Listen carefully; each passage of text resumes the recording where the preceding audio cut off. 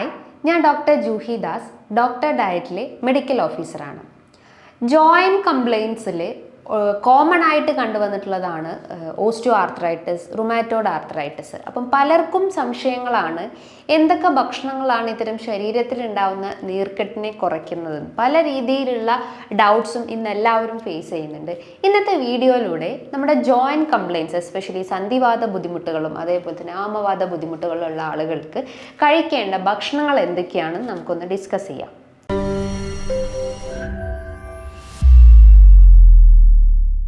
പ്രായം എത്തുമ്പം എല്ലാവരും ഫേസ് ചെയ്യുന്ന ഒന്ന് തന്നെയാണ് ഇത്തരം ജോയിൻറ്റ് കംപ്ലയിൻസ്. അതായത് പല രീതിയിലുള്ള ബുദ്ധിമുട്ടുകൾ ആളെ അഫക്റ്റ് ചെയ്യുന്നുണ്ട്. വൈറ്റമിൻ ഡി ഡെഫിഷ്യൻസി, അതേപോലെ തന്നെ osteo arthritis, rheumatoid arthritis, gouty arthritis, ഇത്തരം കംപ്ലയിൻസ് എല്ലാവരെയും അഫക്റ്റ് ചെയ്യുന്നുണ്ട്. യൂഷ്വലി അവർ പ്രസൻറ്റ് ചെയ്യുന്ന സിംറ്റംസ് എന്ന് പറയുമ്പം ഓരോ ജോയിൻസിനും വേദന, വിരലുകൾ മടക്കാൻ പറ്റുന്നില്ല, സന്ധികളിൽ നിന്നൊക്കെ ഒരു പൊടിയുന്നൊരു വേദന ഉണ്ടാവുന്നു, മൂവ്മെൻറ്റ്സ് കൂടുതലായിട്ട് കൊടുക്കുമ്പം വേദന വർദ്ധിക്കുന്നു, രാവിലെ എണീക്കുമ്പം വേദന വർദ്ധിച്ചു വരുന്നു, ഉപ്പൂറ്റീൻ്റെ അവിടെ നിന്ന് വേദന വരുന്നു. ഇത്തരം ലക്ഷണങ്ങളാണ് എല്ലാവരും ഇന്ന് യൂഷ്വലി കണ്ടുകൊണ്ടിരിക്കുന്നത്. അതോടൊപ്പം തന്നെ പേശികൾക്കൊക്കെ വേദന, എസ്പെഷ്യലി ഫൈബ്രോമയാൾജിയ പോലത്തെ കംപ്ലയിൻസും വളരെ കോമൺ ആയിട്ട് കണ്ടുവന്നിട്ടുണ്ട്. അപ്പോൾ പലരും ഇതിന് വേണ്ടിയിട്ട് മെഡിസിൻസ് കാലങ്ങളായിട്ട് എടുക്കുന്നുണ്ടാവും.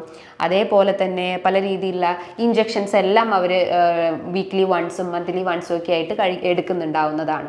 എന്നാൽ ഭക്ഷണ രീതിയിൽ ചിലപ്പം യാതൊരു രീതിയിലുള്ള ശ്രദ്ധ ഒന്നും തന്നെ ഉണ്ടാവില്ല. അപ്പം ഭക്ഷണ രീതികൾ ആദ്യം ശ്രദ്ധിച്ചു കഴിഞ്ഞാൽ ഇൻഫ്ലമേഷൻസ് അല്ലെങ്കിൽ ജോയിൻറ്റ് പെയിൻസ് ഒക്കെ ഒരു പരിധി വരെ നമുക്ക് കുറച്ച് കൊണ്ടുവരാൻ പറ്റുന്നതാണ്. അപ്പം ജോയിൻറ്റ് പെയിൻസ് അല്ലെങ്കിൽ ശരീരത്തിൽ ഉണ്ടാകുന്ന നീർക്കെട്ടിനെ കുറയ്ക്കുക എന്ന് പറയുമ്പം ആദ്യം നിങ്ങളുടെ ഭക്ഷണത്തിൽ ആൻറ്റി ഓക്സിഡൻസ് അടങ്ങിയിട്ടുള്ള ഭക്ഷണങ്ങൾ ഉൾപ്പെടുത്താൻ ശ്രമിക്കുക.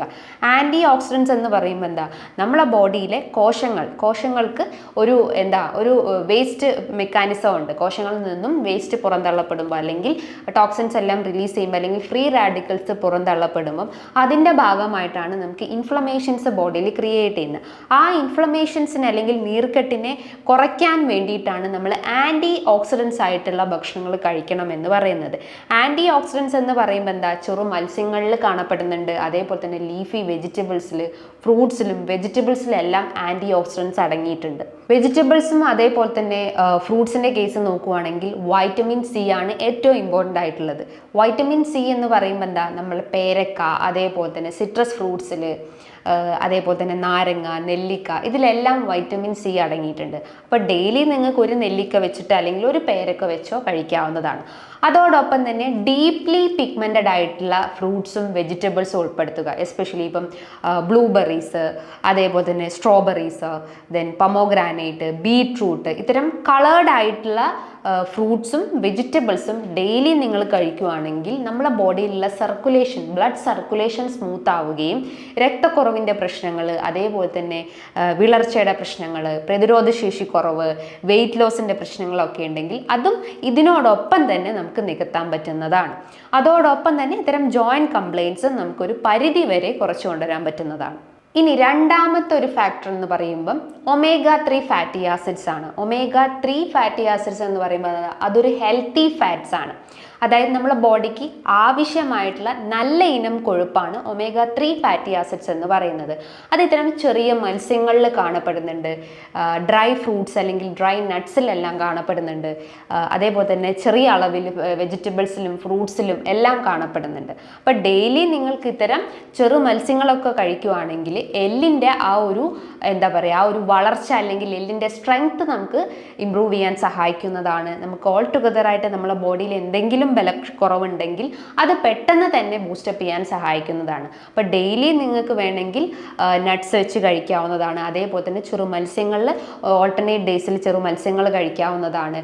പക്ഷേ ഒരു റീസൺസ് അല്ലെങ്കിൽ ഒരു എക്സെപ്ഷൻസ് എന്ന് പറയുമ്പം ഗൗട്ടി ആർത്രൈറ്റിസ് അല്ലെങ്കിൽ ഇപ്പം യൂറിക് ആസിഡിൻ്റെ പ്രശ്നങ്ങളൊക്കെ ഉള്ള ആളുകളൊക്കെ ആണെങ്കിൽ അത് ഡെയിലി കഴിക്കുന്നതിന് പകരം ഒരു വീക്ക്ലി ട്വൈസ് എന്നുള്ള രീതിയിലേക്ക് ആക്കി കൊണ്ടുവരിക. അതോടൊപ്പം തന്നെ ഇപ്പം നിങ്ങൾ വെജിറ്റേറിയൻസ് ആണെങ്കിൽ നിങ്ങൾക്ക് കോട്ട് ലിവർ ക്യാപ്സ്യൂൾസ് കഴിക്കാവുന്ന, മീനെണ്ണ ഗുളികകളൊക്കെ കഴിക്കാവുന്നതാണ്. ഇപ്പം നോൺ വെജ് ആളുകളൊക്കെ ആണെങ്കിൽ അവർക്ക് ഡെയിലി മത്സ്യങ്ങൾ കഴിക്കാം, അല്ലെങ്കിൽ ചിക്കൻ പോലത്തെ മീറ്റ് ഐറ്റംസ് വീക്ക്ലി വൺസ് എന്നുള്ള രീതിയിൽ കഴിക്കാവുന്നതാണ്. സോ ഇത്തരം ഹെൽത്തി ഫാറ്റ്സ് ആയിട്ടുള്ള omega-3 ഫാറ്റി ആസിഡ്സ് അടങ്ങിയിട്ടുള്ള ഭക്ഷണങ്ങൾ നിങ്ങൾ നിർബന്ധമായിട്ടും കഴിച്ചിരിക്കാൻ ശ്രമിക്കുക. ഇനി മറ്റൊരു ഫുഡ് ഐറ്റംസ് ആണ് ഫൈബർ അടങ്ങിയിട്ടുള്ള ഭക്ഷണങ്ങൾ. ഫൈബറിൻ്റെ ധർമ്മം എന്താ? നമ്മുടെ വെയിറ്റിനെ റെഡ്യൂസ് ചെയ്യാനും അതോടൊപ്പം തന്നെ നമ്മളെ ദഹന വ്യവസ്ഥ സ്മൂത്ത് ആക്കാൻ സഹായിക്കുന്നതാണ്.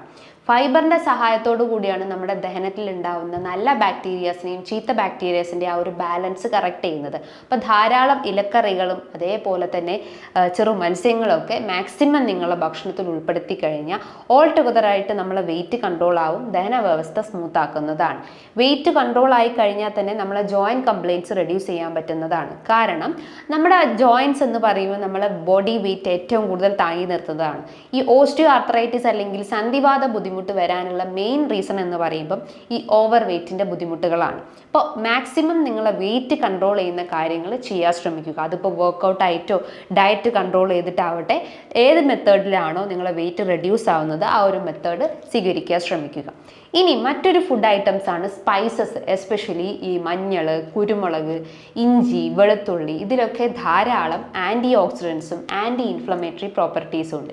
ഇത് മാക്സിമം നിങ്ങളിപ്പോൾ കറി വെക്കുകയാണെങ്കിലോ അല്ലെങ്കിൽ ജസ്റ്റ് തോരൻ വെക്കുകയാണെങ്കിലോ അതിലേക്ക് മാക്സിമം ഇൻക്ലൂഡ് ചെയ്ത് കഴിക്കാൻ ശ്രമിക്കുക. ശരീരത്തിൽ എന്തെങ്കിലും നീർക്കെട്ടിൻ്റെ ബുദ്ധിമുട്ടുകളോ ജോയിൻറ്റ് കംപ്ലയിൻസോ അല്ലെങ്കിൽ പ്രതിരോധശേഷി കുറവുള്ള ആളുകൾക്കൊക്കെ ഇത്തരം സുഗന്ധ വ്യഞ്ജനങ്ങൾ കഴിക്കുകയാണെങ്കിൽ ഓൾ ടുഗദറായിട്ട് അതെല്ലാം ബൂസ്റ്റപ്പ് ചെയ്യാൻ സഹായിക്കുന്നതാണ്. ഇനി മറ്റൊരു ഫുഡ് ഐറ്റംസ് എന്ന് പറയുന്നത് ഫ്ലാവനോയിഡ്സ് ആണ്. ഫ്ലാവനോയിഡ്സ് എന്ന് പറയുമ്പോൾ it is A secondary metabolites in the plants എന്ന് പറയുന്നത്. ഗ്രീൻ ടീ, ബ്ലൂബെറീസിലെല്ലാം കാണപ്പെടുന്നതാണ് ഫ്ലാവനോയിഡ്സ് എന്ന് പറയുന്നത്. ഈ ഫ്ലാവനോയിഡ്സിൻ്റെ മെയിൻ ധർമ്മം എന്ന് പറയുന്നത് ശരീരത്തിൽ എന്തെങ്കിലും നീർക്കെട്ട് ഉണ്ടെങ്കിൽ അതിനെ കുറയ്ക്കാൻ സഹായിക്കുന്നതാണ്. ജോയിൻറ്റ് കംപ്ലയിൻറ്റ്സ് എല്ലാം റെഡ്യൂസ് ചെയ്യുന്നതാണ്. അതായത് മസിൽ വീക്ക്നെസ് ഉണ്ടെങ്കിൽ, അതായത് പേശികൾക്ക് എന്തെങ്കിലും ബലക്കുറവുണ്ടെങ്കിൽ അതിനെല്ലാം ഇമ്പ്രൂവ് ചെയ്യാൻ സഹായിക്കുന്ന ഒന്ന് തന്നെയാണ് ഫ്ലാവനോയിഡ്സ് എന്ന് പറയുന്നത്. അപ്പോൾ നിങ്ങൾക്ക് ഇത്തരം ബെറീസ് ഒക്കെ ഡെയിലി കഴിക്കുകയാണെങ്കിൽ നമ്മുടെ ബോഡിയിൽ ഉണ്ടാവുന്ന ആ ഒരു മെറ്റബോളൈറ്റ്സിൻ്റെ പ്രശ്നങ്ങളൊക്കെ ഉണ്ടെങ്കിൽ, ഇംബാലൻസ് ഒക്കെ ഉണ്ടെങ്കിൽ അതിനെ ബൂസ്റ്റപ്പ് ചെയ്യാൻ സഹായിക്കുന്നതാണ്. അതുപോലെ തന്നെ നിങ്ങൾക്ക് വെജിറ്റബിൾ പ്രോട്ടീൻസ് ഉൾപ്പെടുത്താവുന്നതാണ്. വെജിറ്റബിൾ പ്രോട്ടീൻസിൽ വരുന്ന ഒന്നാണ് ബീൻസ്. ധാരാളം ഫൈബേഴ്സ് അടങ്ങിയിട്ടുണ്ട്, അതോടൊപ്പം തന്നെ വൈറ്റമിൻസും അടങ്ങിയിട്ടുണ്ട്. അത് വെച്ച് നിങ്ങൾക്ക് ഒന്നെങ്കിൽ തോരനായിട്ടോ ജസ്റ്റ് ഒരു കറി ആക്കിയിട്ടോ കഴിക്കാവുന്നതാണ്. പക്ഷേ നിങ്ങൾ കഴിക്കുന്ന ഫുഡ് ക്വാണ്ടിറ്റി എന്ന് പറയുമ്പം ചോറിൻ്റെ അളവ് മാക്സിമം റെഡ്യൂസ് ചെയ്യാൻ ശ്രമിക്കുക. ഒരു 1/4 ഭാഗം മാത്രമായിരിക്കും നിങ്ങളുടെ ഒരു പ്ലേറ്റിൻ്റെ അകത്ത് ചോറിൻ്റെ അളവ് എന്ന് പറയുന്നത്. മറ്റുള്ള 3/4 ഐറ്റംസും നിങ്ങളെ ഫ്രൂട്ട്സും വെജിറ്റബിൾസും സാലഡ്സും മാക്സിമം ഉൾപ്പെടുത്താൻ ശ്രമിക്കുക. അതേപോലെ തന്നെ ക്രൂസിഫറസ് വെജിറ്റബിൾസിൽ വരുന്ന ഒന്നാണ് ബ്രൊക്കോളി. ബ്രൊക്കോളിൻ്റെ അകത്ത് ധാരാളം വൈറ്റമിൻ സി, വൈറ്റമിൻ എ, അതേപോലെ തന്നെ വൈറ്റമിൻ ഇ അടങ്ങിയിട്ടുണ്ട്. ധാരാളം ഫൈബേഴ്സ് അടങ്ങിയിട്ടുണ്ട്. ഇത്തരം ക്വാളിറ്റീസ് ഉള്ളത് കൊണ്ട് തന്നെ നമ്മളെ ദഹന വ്യവസ്ഥ സ്മൂത്ത് ആക്കാൻ സഹായിക്കുന്നതാണ്. ജോയിൻറ്റ് കംപ്ലയിൻറ്റ്സ് റെഡ്യൂസ് ചെയ്യാൻ സഹായിക്കുന്നതാണ്. അപ്പോൾ അത് വെച്ചിട്ട് നിങ്ങൾക്ക് ഒന്നെങ്കിൽ തോരനാക്കിയിട്ടോ ജസ്റ്റ് കറി ആക്കിയിട്ടോ കഴിക്കാവുന്നതാണ്.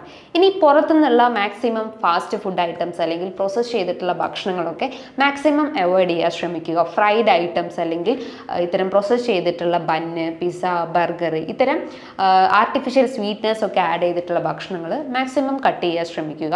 റെഡ് മീറ്റിൻ്റെ അളവ് മാക്സിമം കുറയ്ക്കാൻ ശ്രമിക്കുക. അതായത് അതൊരു അൺഹെൽത്തി ഫാറ്റ്സ് ആണ്. അതേപോലെ തന്നെ കൂടുതൽ പ്രോട്ടീൻസ് നമ്മൾ ബോഡിയിൽ എൻ്റർ ആകുമ്പോൾ ബോഡിയിൽ ഒരു ഇൻടോളറൻസ് ക്രിയേറ്റ് ചെയ്യാനുള്ള ഒരു ചാൻസസ് ഉണ്ട്. അതായത് പോർക്ക്, ബീഫ്, മട്ടൺ, ഇത്തരം ചുവന്ന മാംസങ്ങളുടെ അളവ് മാക്സിമം റെഡ്യൂസ് ചെയ്യാൻ ശ്രമിക്കുക. ധാരാളം വെള്ളം കുടിക്കാൻ ശ്രമിക്കുക. കാരണം ജോയിൻസിൻ്റെ കംപ്ലയിൻറ്റ്സ് റെഡ്യൂസ് ചെയ്യാനും ദഹന വ്യവസ്ഥ സ്മൂത്ത് ആക്കാനും എല്ലാം ബോഡിയിൽ ഹൈഡ്രേഷൻസ് ഇമ്പോർട്ടൻ്റ് ആണ്. അപ്പോൾ ഡെയിലി ഒരു 8 ഗ്ലാസ് മുതൽ ഒരു 10 ഗ്ലാസ് വരെ വെള്ളം കുടിക്കാൻ ശ്രമിക്കുക. നല്ലപോലെ ഉറങ്ങിയാൽ ഇത്തരം ബുദ്ധിമുട്ടുകളെല്ലാം നമുക്കൊരു പരിധി വരെ കുറയ്ക്കാൻ സഹായിക്കുന്നതാണ്. അതോടൊപ്പം തന്നെ ഒരു ഡോക്ടറുടെ നിർദ്ദേശപ്രകാരം കൃത്യമായിട്ടുള്ള ഒരു മരുന്നും എടുക്കുകയാണെങ്കിൽ ഇത്തരം ബുദ്ധിമുട്ടുകൾ നമുക്ക് കുറയ്ക്കാൻ പറ്റുന്നതാണ്. ഇനി ഇതുമായി ബന്ധപ്പെട്ട് എന്തെങ്കിലും ഡൗട്ട്സ് ഉണ്ടെങ്കിൽ താഴെ കാണുന്ന നമ്പറിൽ കോൺടാക്റ്റ് ചെയ്യാവുന്നതാണ്. നല്ലൊരു ഹെൽത്ത് ടോപ്പിക്കുമായി വീണ്ടും കാണാം. Thank you.